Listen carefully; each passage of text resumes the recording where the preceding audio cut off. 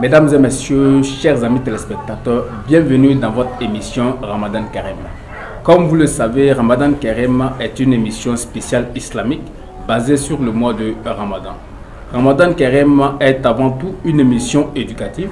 Nous rencontrons des guides religieux musulmans qui expliquent aux fidèles musulmans ce que c'est que le Ramadan, en quoi consiste le jeûne et quel comportement adopter pour le musulman avant, pendant et après le Ramadan. C'est aussi une émission sociale car nous partons à la rencontre des chefs d'entreprise pour comprendre comment, avec leurs employés, ils organisent leur travail pendant le mois de Ramadan. Enfin, Ramadan Kareem est surtout une émission de divertissement. Nous partons également à la rencontre des fidèles musulmans sur les lieux de rupture collective pour vivre avec eux ces moments de bonheur et de bonne humeur. Cet après-midi, nous sommes avec l'imam Siaka Diallo qui ouvre cette deuxième saison de l'émission avec pour thème à l'approche du Ramadan, quelle disposition pour le musulman. Assalamu alaikum. Wa alaikum salam wa rahmatullahi ta'ala wa barakatuh. Inch'Allah, nous sommes dans le cadre de notre émission. C'est la deuxième saison. Le thème de cette saison, c'est à l'approche du Ramadan, quelle disposition pour le musulman. Mais avant tout, nous allons chercher à comprendre ce que c'est que le Ramadan. A'udhu billahi minash shaitanir rajim. Bismillahir rahmanir rahim. Inna alhamdulillah nahmadu wa nasta'inu wa nastahdi wa na'udhu billahi min shururi anfusina wa min sayyiati a'malina faman yahdihillahu fala mudilla lahu wa man yudlil fala hadiya lahu wa ashhadu an la ilaha illallah wahdahu la sharika lahu wa ashhadu anna Muhammadan abduhu wa rasuluhu. إن أصدق الحديث كتاب الله وخير الهدي هدي محمد صلى الله عليه وسلم وشر الأمور محدثاتها وكل محدثة بدعة وكل بدعة ضلالة وكل ضلالة في النار أعاذنا الله منها. الحمد لله.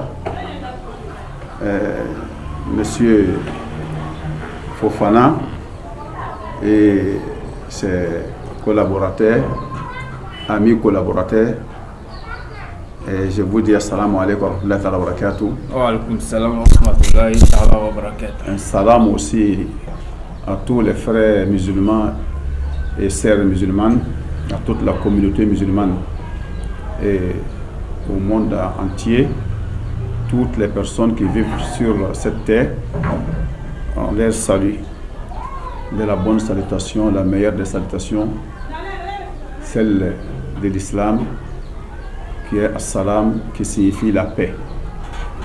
Donc, vous avez posé une question pour savoir qu'est-ce que c'est le Ramadan. Le Ramadan, tout d'abord, c'est le nom d'un mois parmi les mois lunaires. C'est le 8e mois lunaire, appelé par les Arabes Ramadan, qui signifie, selon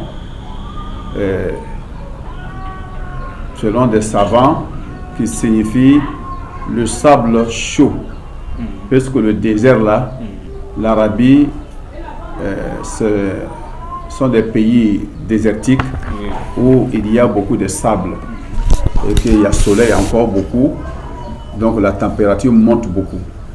Donc, et puis ces mois-là, les températures remontent beaucoup dans ces mois de Ramadan. Donc les Arabes ont appelé ce mois le mois du sable chaud.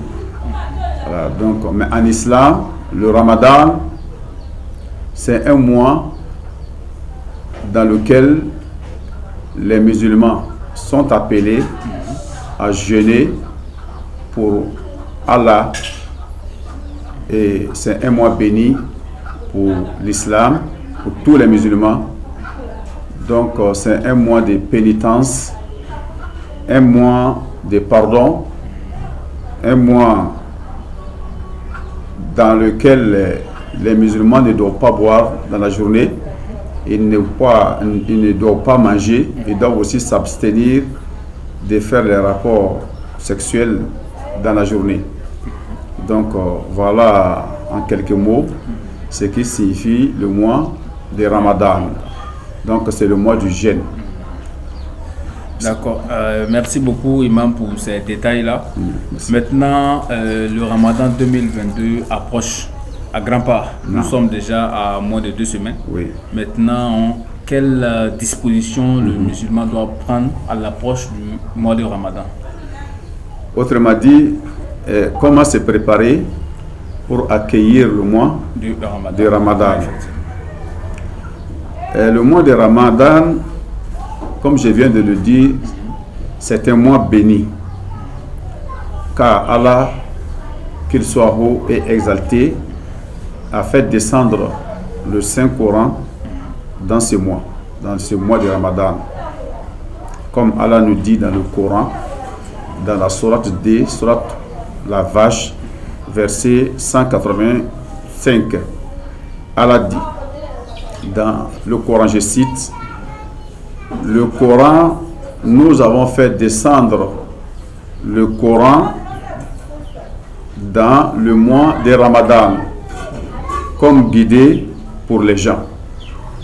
Donc, c'est un mois dont Allah a fait descendre le Coran. C'est un grand mois, c'est un mois béni pour nous les musulmans. Donc, un mois comme le mois de Ramadan aussi, c'est un invité. Un invité, si un invité vient chez vous, vous devrez réserver un accueil chaleureux pour cet invité. Donc, on doit s'apprêter pour affronter le mois de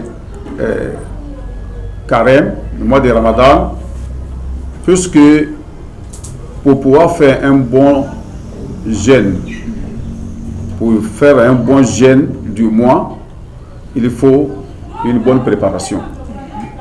Parce que si on voit, par exemple, les joueurs, avant d'aller faire un match de football, ils se préparent d'avance. Ils font des entraînements pour pouvoir mieux se préparer pour affronter le match. Et même en temps de guerre, les militaires, avant la guerre, se préparent pour aller en guerre. Donc, il faut mieux préparer pour mieux faire le jeûne. Donc, nous avons quelques points à expliquer aux frères et sœurs musulmans et musulmanes. Avec ces points-là, ils peuvent se préparer pour mieux accueillir le mois de Ramadan. Le premier point, c'est le repentir sincère. Se repentir, demander pardon à Allah de tout ce que l'on a fait durant cette année.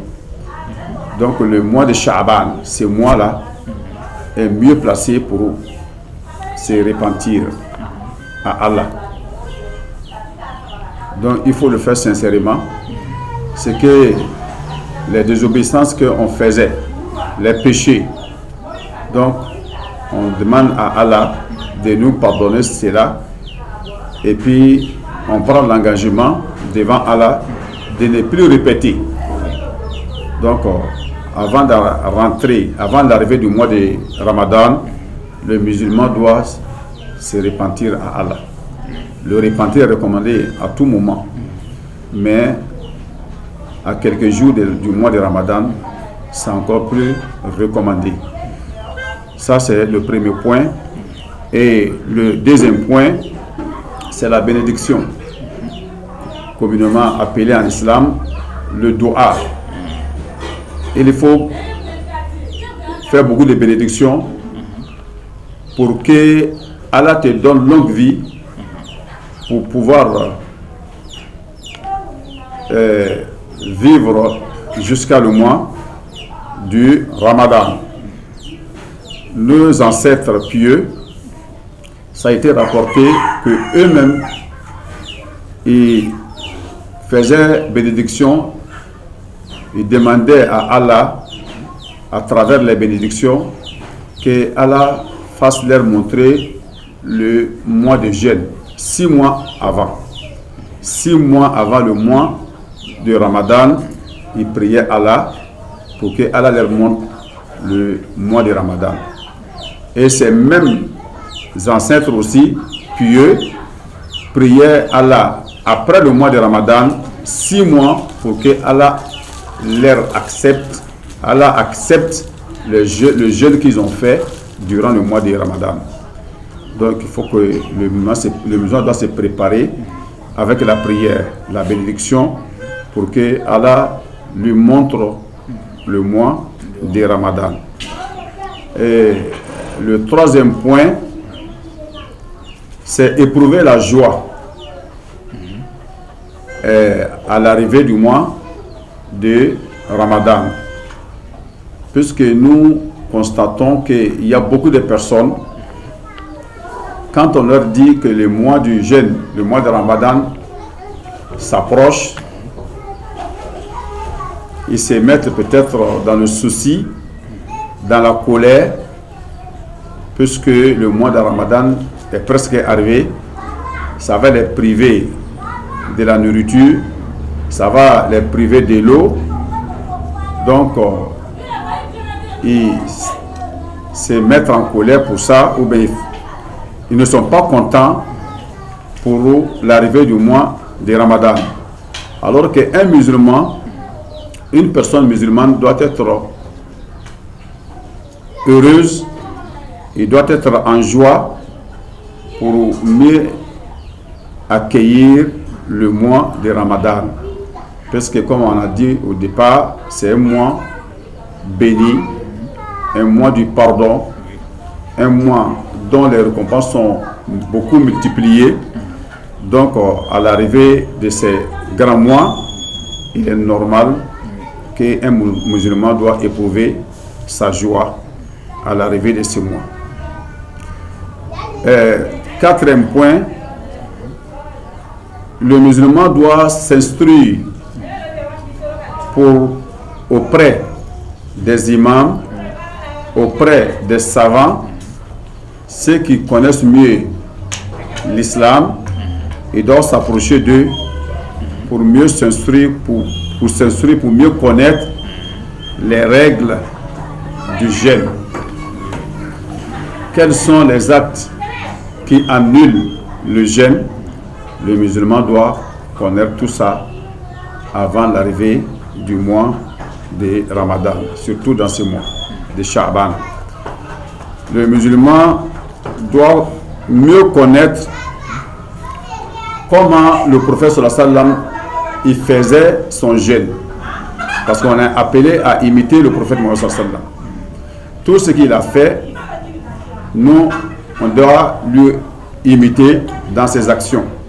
Comment il a jeûné, nous on doit savoir cela auprès des imams, auprès des savants, pour mieux faire le jeûne en imitant notre messager, le messager d'Allah, Mohammed sallallahu alayhi wa sallam.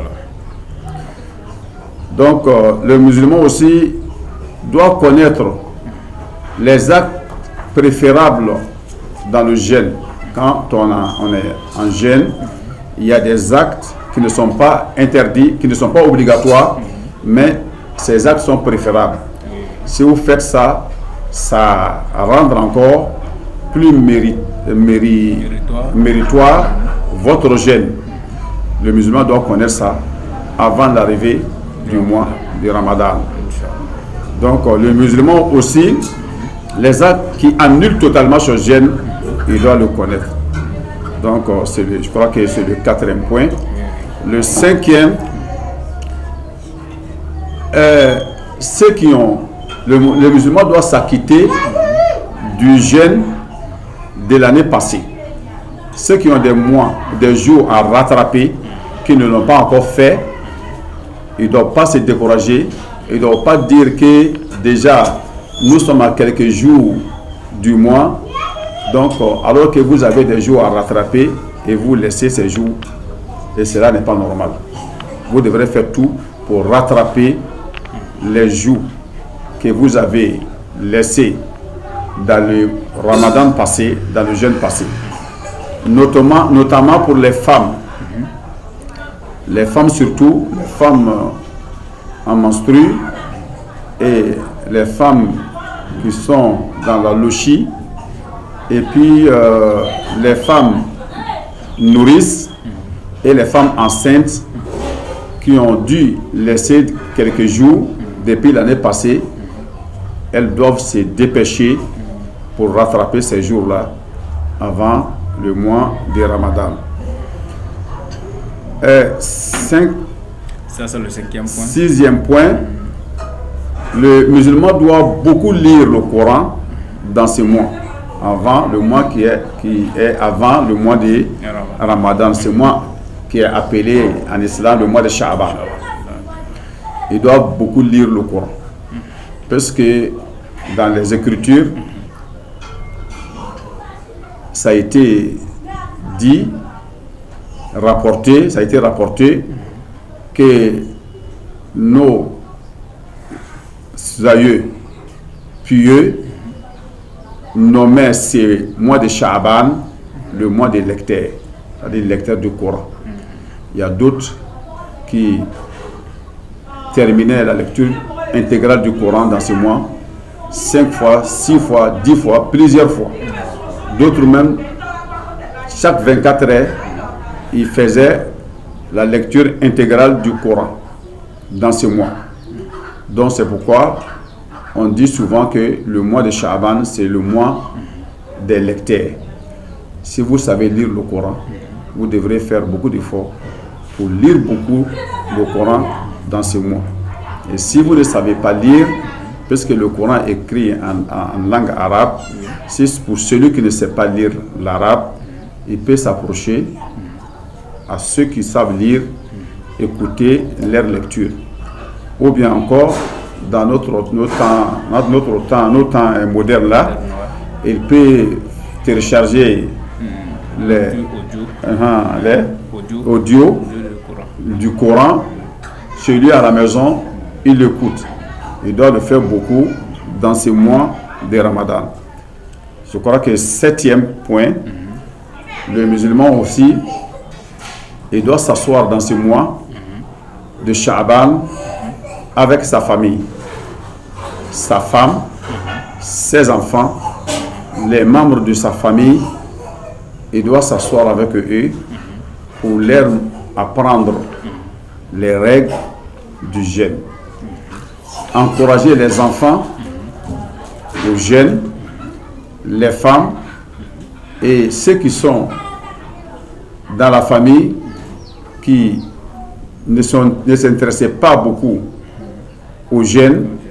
Donc, ils doivent s'asseoir de temps en temps avec eux dans ce mois-là pour leur encourager, pour leur donner beaucoup de motivation pour que le mois de Ramadan, ils puissent jeûner. Ceux qui doivent jeûner intégralement doivent le faire, et ceux qui ne peuvent pas le faire, ils doivent, comme les enfants, ils doivent les encourager à jeûner tout de même, parce que, et en leur montrant les mérites du jeûne, les récompenses qui se trouvent dans le jeûne du mois de Ramadan surtout, puisque le prophète sallallahu alayhi wa sallam a dit dans un hadith saint appelé hadith al-Qudsi, que Allah subhanahu wa ta'ala lui a dit, Allah qu'il soit haut et exalté, que tous les actes, toutes les adorations des fils d'Adam, le fils d'Adam le fait pour lui, sauf le jeûne du mois de Ramadan, que le fils d'Adam le fait pour lui seulement, lui seul. Donc le jeûne m'appartient. Allah lui a dit que le jeûne m'appartient. C'est à moi de donner la récompense nécessaire au jeûne.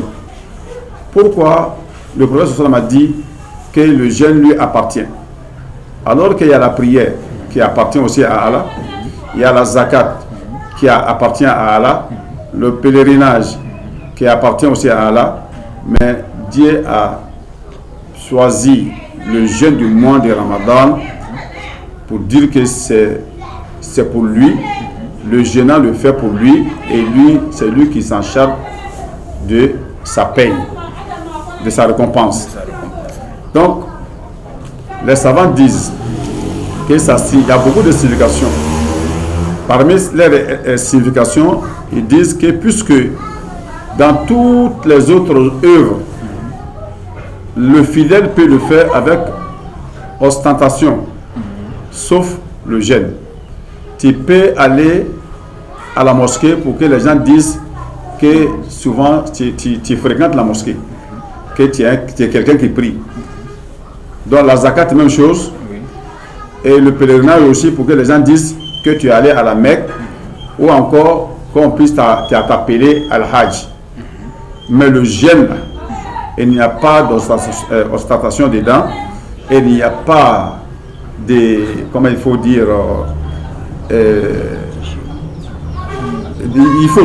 on le fait de plein cœur, parce que on ne boit pas de l'eau, on ne peut pas maquiller cela, on ne mange pas, tout ça là. Donc, vu tout ça là, Allah a dit que le jeûne, c'est pour lui, c'est lui qui s'en charge de la récompense. Donc, je crois que le 7e point. D'accord, ça c'est le 7e point. Voilà. Donc, encore, le 8e, demander pardon avant l'arrivée du mois de jeûne avec ses amis. Avec ses amis. Ses amis, ses voisins, ses collaborateurs, puisqu'on a dit dans le 2e point que la bénédiction, prier Allah, demander à Allah d'effacer tes péchés. Et dans le 8e point, le musulman doit demander pardon avec ses entourages, ses amis, ses collaborateurs, tous ceux qu'il a eu à courtoisie durant une année, leur demander pardon avant de rentrer dans le mois de Ramadan. Faisant cela est méritoire. Ce n'est pas obligatoire, mais c'est bon de le faire. Et puisqu'on ne doit pas rentrer dans le mois de jeûne, commencer le jeûne avec problème entre le jeûnant et d'autres personnes. Donc voilà, en quelques... On ne rentre pas dans le mois de Ramadan avec des rancœurs. Des rancœurs. On ne rentre pas dans le mois de Ramadan avec des rancœurs. Il faut pardonner et également se faire pardonner. Se faire pardonner. D'accord. Avant de rentrer dans le mois de Ramadan. Inch'Allah. Donc voilà, je crois qu'on a eu à développer 8 points oui. que tous les musulmans doivent observer avant l'arrivée du mois de Ramadan. Ok, Inch'Allah. Donc, chers amis téléspectateurs,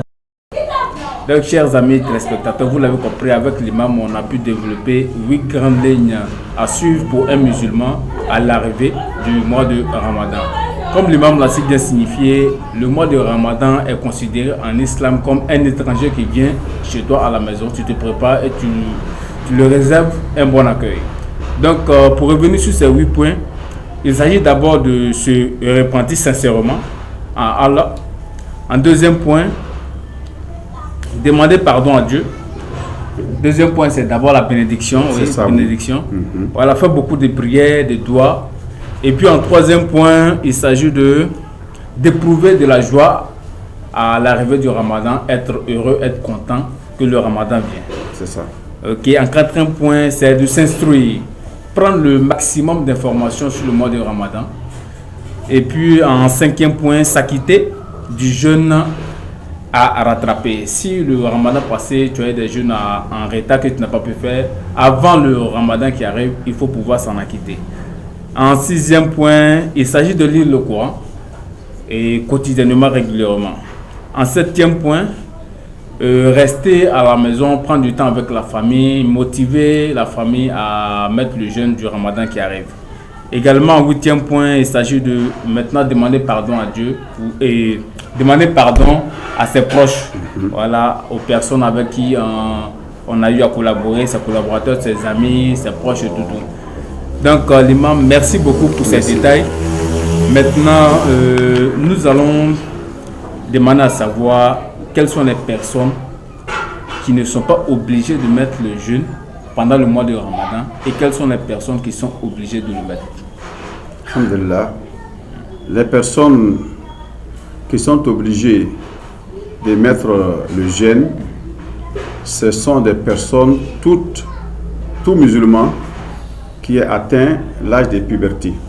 C'est-à-dire qu'en islam, pour un garçon, tous les garçons qui ont atteint 15 ans et les filles 18 ans doivent forcément jeûner. Et cela n'est pas lié au mariage. Puisque souvent on dit, tant que les jeunes filles ne se marient pas, ne doivent pas jeûner intégralement le mois de carême. Et cela est faux. Et les garçons aussi, tant qu'ils ne se marient pas, ne doivent pas jeûner le mois intégral. Ils peuvent faire un peu et ne pas faire tout. Et cela n'est pas vrai aussi. Et tant que le garçon atteint, il est adolescent, il atteint 15 ans, donc il doit jeûner tous les mois. C'est 15 ans pour la fille ou même pour le garçon? Pour le garçon, 15 ans pour le garçon, et puis 18 ans pour la fille. 18 ans pour la fille. Ça, ce sont des personnes en âge de puberté, qui doivent jeûner. Donc, et ceux qui sont, les personnes qui sont résidents dans un lieu, eux aussi doivent forcément jeûner. Les personnes qui sont en bonne santé, qui jouissent d'une bonne santé, doivent jeûner obligatoirement. Maintenant, les personnes qui ne doivent pas jeûner, il y a les personnes qui sont malades. Si vous êtes malade, l'islam ne vous oblige pas à jeûner avec votre maladie. Donc, ils sont exemptés. Le voyageur, celui qui voyage sur une distance qui est plus de 85 km, ne doivent pas jeûner. Ils doivent laisser le jeûne et au retour de leur voyage. Donc, ils rattrapent les jours qu'ils ont laissés. Donc, ça, c'est le cas des voyageurs. Les femmes enceintes, si la grossesse, elle sait qu'elle ne peut pas supporter la faim, la soif avec sa grossesse, donc elle n'est pas obligée de jeûner. Et les femmes aussi nourrissent, celles qui allaitent un bébé, eux aussi ne sont pas obligatoires. L'islam ne leur demande pas obligatoirement de jeûner. Voilà, c'est ce que la vie de l'enfant importe. Donc l'islam regarde beaucoup ce côté-là. Voilà, donc pour sauver la vie, pour que la vie de l'enfant et pour que l'enfant puisse téter normalement. Donc une femme nourrice ne doit pas obligatoirement jeûner. Et puis encore les vieilles personnes, hommes et femmes, qui sont trop vieux, trop vieilles, donc et ils ne doivent pas obligatoirement jeûner et ils peuvent laisser le jeûne. Maintenant, ceux qui sont les voyageurs, en retour de leur voyage, après le mois de Ramadan, comme je viens de le dire, et ils vont rattraper les jours qu'ils ont laissés. Ainsi que les femmes enceintes, les femmes nourrices également. Mais les vieilles personnes, elles ne rattrapent pas les jours. Elles ne rattrapent pas les jours. Et chaque jour, elles doivent peser un mout pour donner à un pauvre environ demi-kilogramme pour donner à un pauvre chaque soir à la rupture du jeûne. Ils doivent donner à un pauvre. Et c'est que le monde qu'ils donnent, ça remplace leur jeûne à cause de leur vieillesse. Et Dieu a pitié beaucoup des vieilles personnes. Alhamdulillah. D'accord. Mesdames et messieurs, nous sommes à la fin de notre émission. Et vous l'avez compris, il y a des personnes pour qui le jeûne est obligatoire. Et également, il y a des personnes qui ne sont pas forcément obligées de mettre le jeûne. Donc, quand nous sommes à la fin de notre émission, c'était la première édition, la première épisode de la deuxième saison avec Imam Siaka Diallo. Nous allons demander à l'imam de nous accompagner avec les bénédictions. Alhamdulillah, le remercie est partagé et nous prions Allah qu'il nous accorde longue vie pour que nous puissions vivre le mois de Ramadan, vivre au-delà de ce mois, plusieurs années après. Et que Allah nous donne la santé nécessaire, les moyens financiers pour pouvoir supporter les fardeaux de ce mois de jeûne. Et j'ai prié Allah qu'il accepte le jeûne que nous allons faire durant ce mois de jeûne. Et j'ai prié Allah aussi pour vous, étant les jeunes dévoués, courageux pour la cause de l'islam. J'ai prié Allah pour vous, que Allah vous donne longue vie, vous donne beaucoup de santé. Vraiment, que tout ce que vous faites à l'endroit de l'islam, que Allah vous récompense cela. Et qu'on puisse rester ensemble longtemps pour pouvoir réorganiser ce genre de rencontres pour mieux informer les gens. Puisque, comme les gens disent que les Américains disent que l'information c'est le quatrième pouvoir. Il faut informer les gens. Allah a fait venir les messagers pour informer les gens. L'information est très très très importante. Le prophète est venu pour donner l'information aux gens. Allah informait l'archange Gabriel. Lui, il informait le prophète, sallallahu alayhi wa sallam, et le prophète informait ses compagnons. Et les compagnons ont formé les autres jusqu'à arriver, l'information est arrivée à nous. Et vous continuez aussi à donner ces informations. Donc, ce n'est pas un petit métier, c'est un grand métier. C'est un métier des messagers, des prophètes. Dieu même, c'est un métier que Dieu a fait descendre sur la terre. Mais ce qu'on vous recommande, c'est de donner la bonne information aux gens. Ne mettez pas les gens dans la panique avec votre information. Dieu même apparaît ça dans le Coran. Donc on prie Allah pour vous. On prie Allah aussi pour nos papas, nos mamans, nos femmes, nos enfants qui nous ont avancé vers l'éternel. Je prie Allah pour eux, pour que Allah leur pardonne. Et qu'Allah fasse qu'on se genre de raconte là, qu'on multiplie ça entre nous. Donc vraiment, je vais terminer par le doigt.